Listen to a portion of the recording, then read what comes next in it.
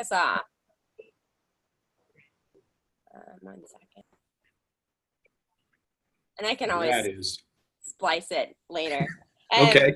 All right, so MEOC community, this is a kind of a test run of this interview style with local artists. Thank you all for completing the survey I sent around last week that really said loud and clear that you guys are eager to hear more in depth about our local artists here in this community during this time. And so I have selected the first of those artists, and I'm sure we will figure this out as we go week by week, and the 4th week will be a lot more glamorous than this week in terms of technology, but right now I'm just recording a Zoom conversation. So the first artist I picked is my friend Neal Breton, who, if you are at all involved in the San Luis Obispo arts community, you should already know him. And so we're going to talk a little bit about his work, about his practice. I'm going to share my screen at some point and pull up some images of work, but also send around a link to his website so you guys can pull it up and follow along the conversation. I have some guiding questions that I'm going to use to guide our conversation, but it'll be an organic conversation. The first question I have is, as I was reading a little bit more about your background, I just wanted to hear more from you, where you got your feet wet in the arts, how art school was for you, and how you ended up in San Luis Obispo. Well, thanks for having me on. It's an honor to be one of the first. Be first. You can only, really? Well, you can only go up from here. That's good. My art school experience was in the community college level. In New Hampshire, correct? Yeah, I went to Pasadena City College, and my mom kind of threw me into classes. I didn't know what I wanted to do, but I knew that my mom basically knew that after looking at my report cards full of, like, you know, C's and B's and D's, that art was probably the thing that spoke the most to me. So she threw me into these classes where I was studying to be either a graphic designer or an illustrator or something like that. And I kind of meandered on that path a little bit and didn't really feel like I was in place until I took painting classes. And I really didn't want to take painting classes at first. I was like, well, I mean, it's part of the requisite of being an illustrator or a graphic designer, so I guess sure. And I fell in love with it immediately. And I fell in love with my teacher for the first time. I actually had a teacher that I really loved. His name was Douglas Bond. Mm-hmm. And he was known for really tight, super looking, like they looked like photographs. His paintings are really amazing, really beautiful, and his pencil work looks like photographs. But he appreciated the things that I loved. I loved pop art, and I loved comic books. I grew up reading comic books before it was cool. I was like a total fat nerd. But I loved comics, and I loved that art form and that art, the way that media kind of, and the way pop in general, like, kind of funnels itself into being an instantaneous form of communication. Like, you kind of get the picture of exactly what you're talking about in a very small amount of time. Mm-hmm. And so, like, that's what I really liked about those things. And he really kind of nurtured that. And then he retired. And then I felt lost again. So I kind of dropped out, unfortunately. Mm-hmm. And at that time I had, like, a show at a coffee house. This was like 1995. So at that point I was like, well, I don't need a piece of paper to tell me that I could paint. But hindsight, you really need that piece of paper that tells people that you know how to paint, because I spent a lot of time doing work in cafes and, like, doing those things, which is fine. But I also had to work in warehouses, mm-hmm. in shoe stores, in offices and things like that. And I feel like if I had the value of an education where I had completed it, I probably maybe would have been a little bit better, but it took me a long way to get to where I'm at now. It's good to plug community college education on a community college gallery. Yeah. Well, yeah, I mean, just by that, you know, like, I feel like I was receiving a college level, like what they would call real college, because a lot of the teachers who were teaching at Pasadena City College were teaching at Art Center, or they were teaching at Cal Arts. So those people needed, because it's unfortunate that like teachers are just massively underpaid. And that's just as a whole, they're underfunded. And because of that, they needed a side gig. So they picked Pasadena City College, which was, also like another paying gig. I know tons of teachers that taught here that probably moonlighted in both like Poly and Cuesta. Yeah. I can think of a couple right now. So, yeah, I feel like I was getting a high valued education for an affordable amount of money. But you were born and raised, or just born in New Hampshire? I was born in New Hampshire, and I had divorced parents. So drama. I had divorced parents, and so I spent Christmas and summer back east with my dad, and then I spent the school year and most of the year living with my mom in California, down in Glendale, on the outskirts of Los Angeles. Yeah, so, I grew up all over, but I have a lot of family in Chicago, and it took me a while personally to feel like a Californian. Like I felt like there was a conversion process to there like is. a Californian. Did you feel that way too? I mean, your work is so deeply Californian. I mean, we moved to California in '82. So I feel more Californian than anything, but there still is hardwired into my DNA an East Coast flair, I want to call it, something like that. I love the East Coast. In fact, I think one of the reasons why I moved up to the San Luis Obispo area was because, where I was from in New Hampshire was this little tiny town, and there were more trees than people, and there was a lot of space, and there was a lot of nature. And it was a kind of a small town feel. And I think at some point after grinding it out in LA for like 30 years, I just felt depleted. And so I had vacationed up here. And so that's kind of like how I landed here, really. I mean, I just felt, all of a sudden, I felt like recharged by the nature in this area. Little did I know that like by living here, I would never be poorer than I've ever been. And I would also never at times feel trapped culturally. So if you live here as an artist, at least for me, I always have to go somewhere else to kind of like recharge that creative part. Because as much as this is good for my soul, like I feel like I need to go to LA and grind it out there for a couple of days, take some pictures and come back and be like on point about my message or my narrative. Yeah, I feel like it kind of depends on your practice. I mean, I know artists who are based here who, whose work like really responds and engages with like the ecology of the area, and they like get everything they need from being here. But I feel that way personally. I mean, I don't make work anymore, but I feel like I like leaving and getting my eyeballs on things, and I often am in New York every couple of months, in LA every month, in San Francisco every month, looking at institutions. But I'm also struck by, I'm like consuming all of this work when I'm in the bigger city, and then I come back and I'm just like so relieved to be home. Yeah. There's a balance. I always call trips like that, or like trips that I take in general, like somebody else's baby. Like somebody else's baby is cute, right? And then it poops itself, and you're like, all right, well, here you go. Like, LA will poop itself at some point during my trip, and I'll be like, all right, I'm ready to go back to Los Osos. Here I am. Yeah, absolutely. I love that. Yeah. So I'm going to share my screen quickly, and to those who are listening in, I'm going to also include Neal's website so you guys can look at his work.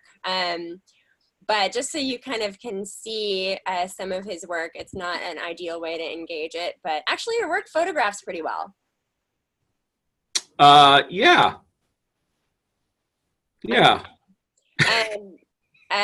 In any case, I hope that you guys will get a chance to explore it more deeply. But I also noticed that you've done a lot of commercial projects. So I was curious about, you have this personal Yeah. practice of painting, personal painting practice, and then you also have like design work that you've done or mural projects. Like, how do you find that balance, and do you enjoy working in both arenas?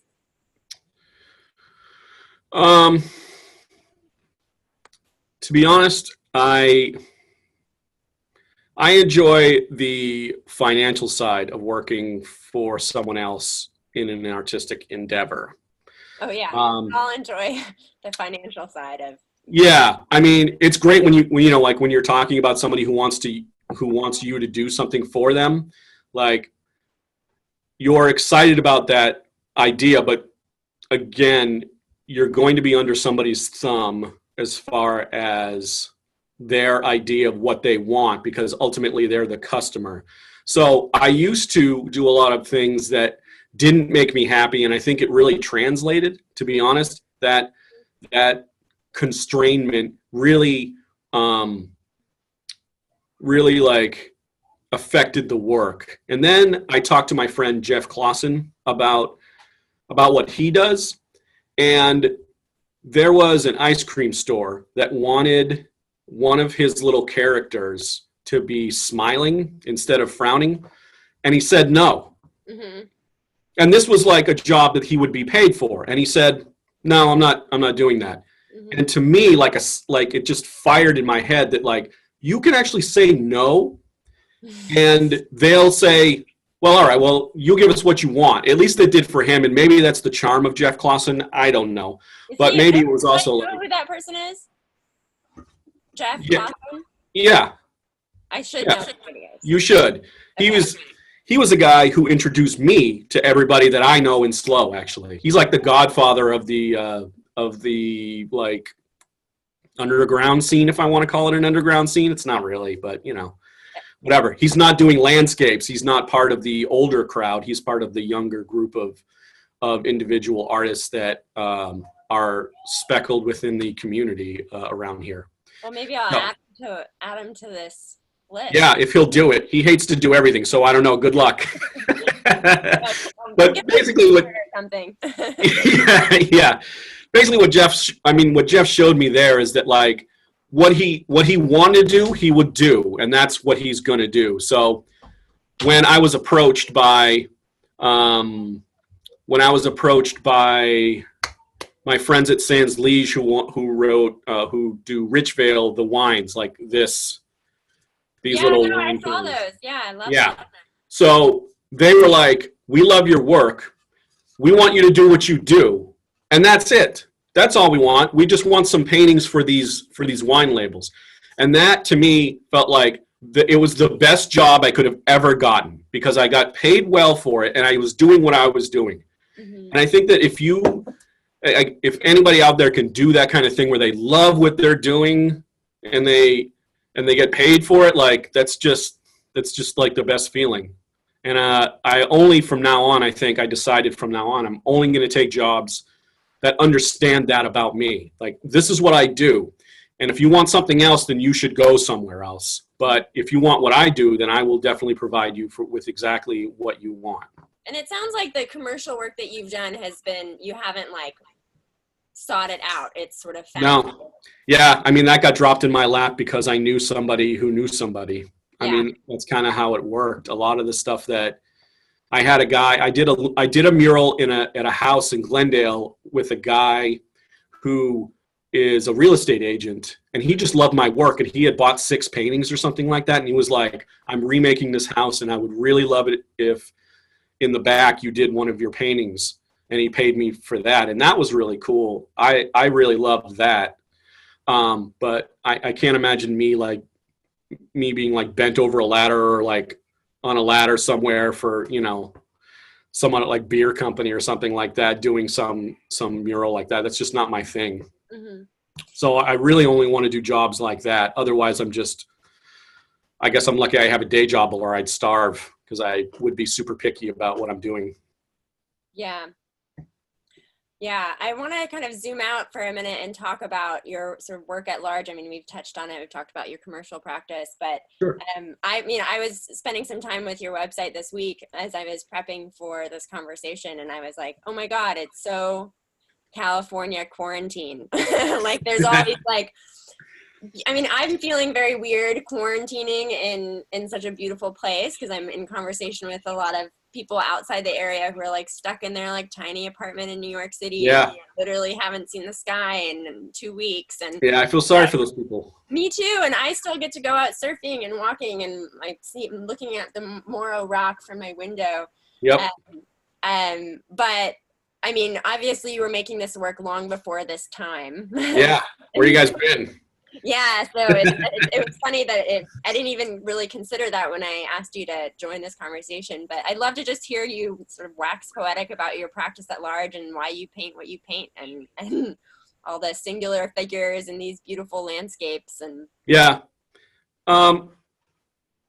These actually started because I was doing a series. I was doing this series that was it was really grinding on me, and I wanted to take a vacation from that, and I just wanted to paint something where I wanted it to be somewhere I would want to sit.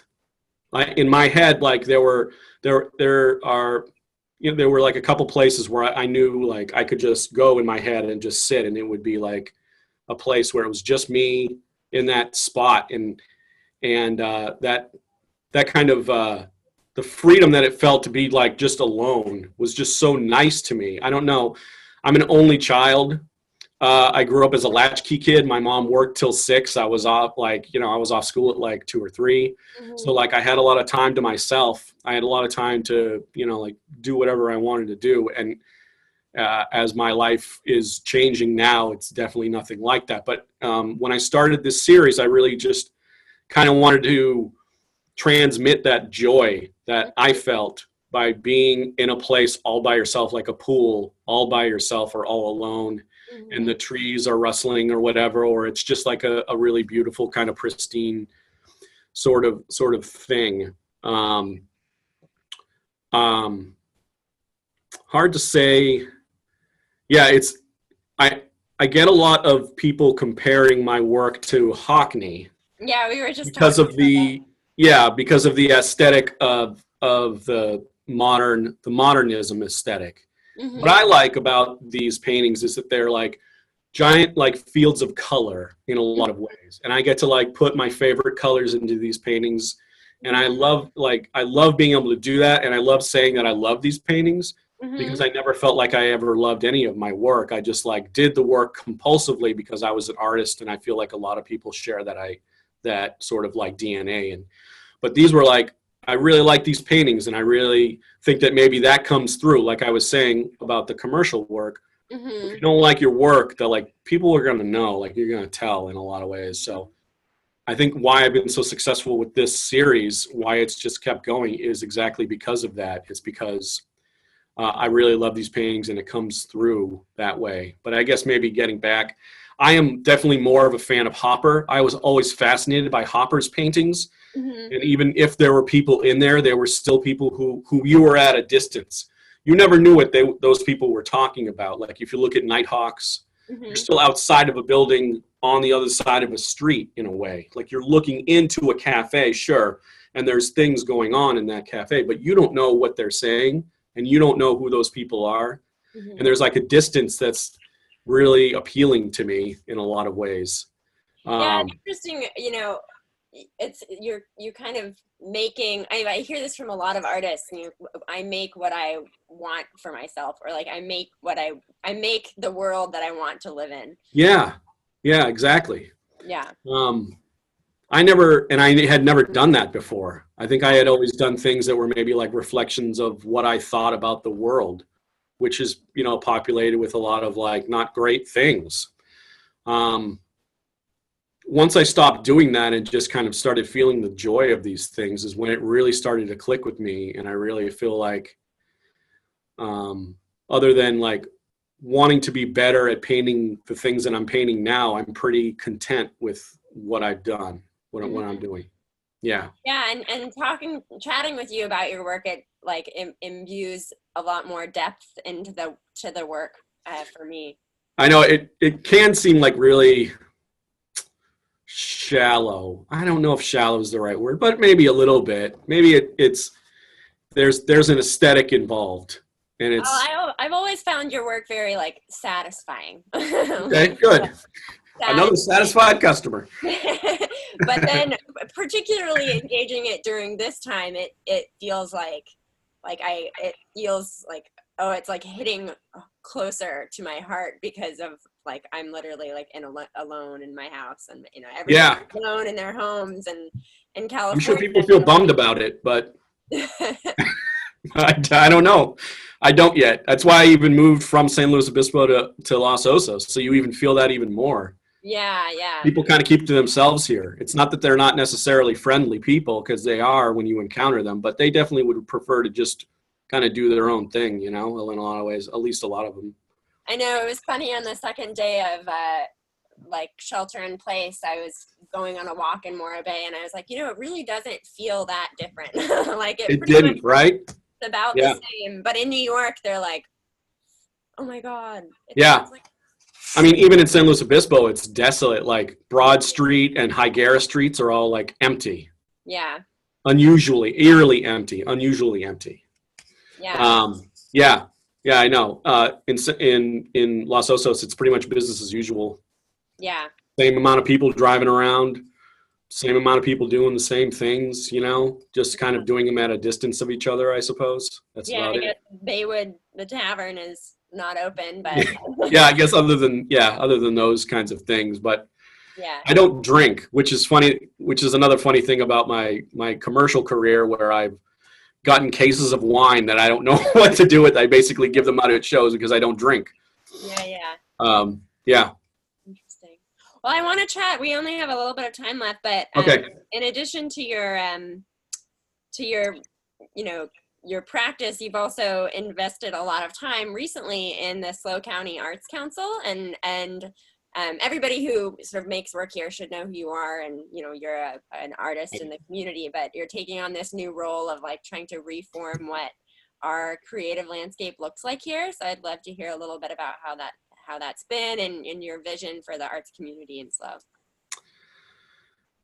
I would like to see a more inclusive, vibrant community in a lot of ways. I think that the Arts Council, historically, at least for the last grip of years, when I moved here about 10 years ago, Arts Obispo at the time, it was called, was kind of serving an older crowd, and it didn't really seem like it was trying to connect to people in the college age level and the people right out of college level. But so at times I was like the biggest opponent of this nonprofit, which is funny. Like I had even written editorials about how they're kind of dropping the ball in the New Times. But 10 years does a lot of funny things to you, I guess, in a lot of ways. So here I am, kind of the president of the board, but what I'm trying to do is make a lot of sweeping changes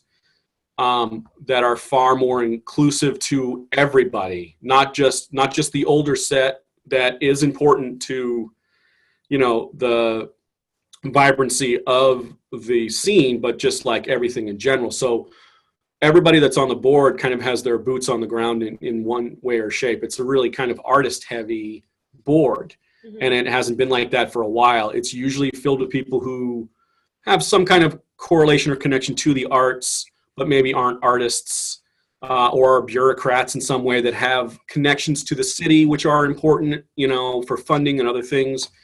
So, but the people that we have on the board right now have ideas. They want to do festivals. They want to include the college crowds. They want to promote the college crowds. They want to promote different things. We're going to try doing a bunch of different things because as we had an art, the town hall, we wanted to realize, like, we wanted to listen to what we feel like was wrong with the art scene here or what we're doing wrong. So then we can kind of correct that. or eliminate a program to do something else with that, like with that money or time that we're doing stuff with, I guess. So we're just trying to improve. We're trying to improve what we're doing, and we're trying to help more people. But we also, in turn, need those people who want help to be more vocal and more active. So we're kind of asking for a push and pull sort of thing. Like, we can help you in some respects, but you have to kind of help yourself, and you have to help us. So, because when you help us, then you're helping other people, because it's a community-based project. So you're helping your fellow artists, and that's important, I guess. That's pretty much what the... Yeah, even within the past couple of weeks since we've been home, I've been, trying to engage people who are, regulars at the gallery events at the college, at the Miosi Gallery. And yeah, it's come up several times, just like, how can we build a really strong community? Because I always feel like, you just mentioned an artist that I should know, so I have always felt like infiltrating particularly the contemporary arts community here is kind of challenging. There's not like a place where it all exists. No, we're all scattered like rats. Yeah. Cafes and weird spaces that are only open 1 month. Yeah. So it's exciting to think about, deepening that community and that platform, I suppose. Right. Yeah. Yeah, it's exciting. Yeah, that's my hope with all the work that we're trying to put in, is that we're just trying to make it a little bit better. Because honestly, I've been to Santa Cruz, and they have a really great scene that's really the public is really engaged with the art programs there. But then I've also been down to Santa Barbara, where you think, okay, well, there's a ton of money, and there's a ton of people who are interested in probably spending that money, but there is no art scene there, as far as I can tell. There's a small, I see small groupings of artists, but I don't see anything like this where it is here. So we should probably be more like what's going on in Santa Cruz and those areas than we should be like Santa Barbara, because we're better. I think we're better than that. Not to throw shade, but I've been down to Santa Barbara so many times, and I've seen the art scene there, and I think that SLO's art scene is better. I think it's stronger. There's so many wonderful, smart, talented, thoughtful artists here, and I'm only meeting absolutely them the longer I live here. Yeah. And it's really evident in how much engagement the Miosi Gallery has. People are hungry for looking at art and showing their work and talking about their work. And it's such a great space. I don't know if there's a better space in town anymore. I don't know if there's a better space. I mean, I can name a couple, you have your left field, that's kind of cool, but it's in San Luis, it's not in San Luis Obispo. But as far as legitimate galleries go, I think the Miosi one is probably at the top. It's one of my favorites. Sure. It's one of my favorites too. Yeah. But really, it's just about, I think all the work that you're doing with the council is exciting. And are people, here's a good question, are people allowed to reach out to you if they want to talk further either about your work or about getting involved with the Arts Council? Absolutely. Yeah. My contact info is on my website. Awesome. You can find me, if you look for me on Instagram, I'm at Neal Breton Art. If you know how to spell that stuff, then you could probably find me. I'll type it in the newsletter so people. Sure. Yeah. All right. Yeah. That's it. Yeah. I'm trying to be available to people, especially when it comes to the Arts Council stuff. I definitely want to be available to everybody and try to be helpful and have answers for everybody. And, if you want to buy a painting, I'm also very available there too. I know, I'm very tempted to good evolving art collection in my house. Yeah, that's what I really wanted to say that if I had to say one parting thing, it was if there are any artists out there that are listening or any patrons, it's really important to help out fellow artists. Since this thing has happened, I've given money here and there to my friends who are artists. So if you're an artist and you happen to have sold something recently, or you're lucky enough to have that kind of thing, I feel like I'm in a place of privilege, and that's why I'm able to help others. Mm-hmm. I feel lucky and fortunate that I'm not living hand to mouth with my artwork or whatever. I have a job and things like that, and I can help other people. But if there are other artists out there, and you know your friends and you know that they might be struggling, you should definitely help them continue their narrative, help them continue their work. Absolutely. And that same goes when we were just talking about downtown and how empty it is. And same goes for supporting your local bartenders, restaurants that you used to frequent, stores that you used to shop at. I've been trying to do something like that every week, even though everybody's kind of like cognizant of the economy. But yeah, support your local artists, support your local restaurants. Yeah, I'm supporting Lincoln Deli and Jolene Bakery every week. That's great. Yeah, I mean, I'm getting fat, but you know, whatever, man. It's a quarantine. Eating a lot of bread. It's a quarantine. Yeah, well, yeah, I'm fine with that. Yeah. Well, thank you so much for chatting with me today. And for those of you who are listening, we're going to do this every week, like I mentioned. We're going to talk to a different local artist and then one non-local artist every week in some way, shape, or form, either through a recorded Zoom conversation like this or a podcast type thing or a typed interview. So keep in touch and let me know any feedback or thoughts as we keep going. Thanks for having me on. I'm gonna just, there we go.